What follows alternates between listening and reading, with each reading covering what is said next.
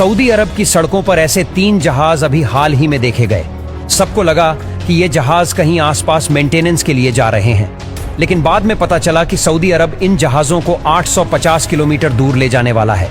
अब इतना दूर ऐसे जहाज को ले जाने वाला सऊदी अरब दुनिया का पहला देश तो बन गया, लेकिन सऊदी अरब इन जहाजों को इतना दूर ले जा क्यों रहा है, आइए जानते हैं।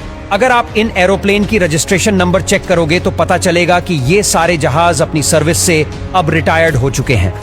पिछले 7 से 8 सालों से ये जहाज जेद्दा एयरपोर्ट पर ऐसे ही खड़े थे।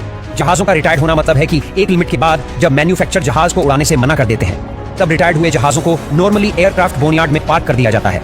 बोनयार्ड हमेशा ड्राई और गर्म इलाकों में बनाए जाते हैं, जहां पर इंजन और बाकी सेंसिटिव पार्ट्स को सील कर दिया जाता है ताकि मिट्टी, नमी या टेम्परेचर से जहाज को बचाया जा सके। भले ये जहाज रिटायर्ड हो जाते हैं, लेकिन आजकल के जहाजों में 90% पार्ट्स तो रिसाइकल हो जाते हैं और कुछ पार्ट्स ऐसे होते हैं जिन्हें थोड़ा सा मेंटेनेंस देकर नए जैसा बना दिया जाता है।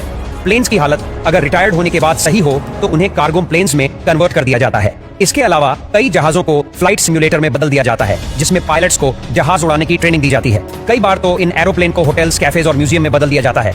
अगर आपको एरोप्लेन वाला रेस्टोरेंट खोलना है तो पहले आपको एरोप्लेन खरीदना होगा और उसकी ट्रांसपोर्टेशन का खर्चा भी आपको उठाना होगा।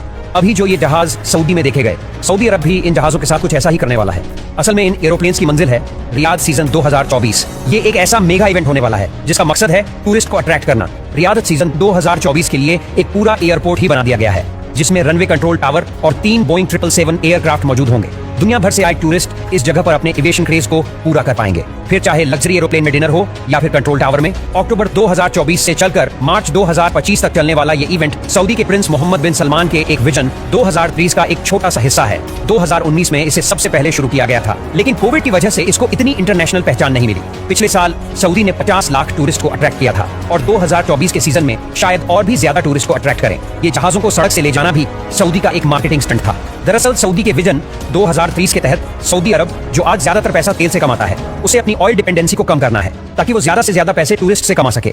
ऐसा नहीं है कि ये काम नामुमकिन है, क्योंकि ऑलरेडी दुबई ने ये काम करके दिखा दिया है। दुबई आज अपना 95% पैसा टूरिस्ट, वर्ल्ड क्लास इंफ्रास्ट्रक्चर और एंटरटेनमेंट से ही कमा रहा है, जबकि ऑयल से वो सिर्फ 5% ही कमाता है। सऊदी ने तो टूरिस्ट को अट्रैक्ट करने के लिए 500 बिलियन का नियोम प्रोजेक्ट तक लॉन्च किया है। सऊदी का इन जहाजों को ट्रांसपोर्ट करने का सफर बिल्कुल आसान नहीं था। पहले एरोप्लेन के विंग्स और टेल को निकाला गया और फिर स्पेशल क्रेन ने नायलॉन बेल्ट की मदद से बहुत बारीकी से इन जहाजों को उठाकर ट्रेलर पर रखा गया।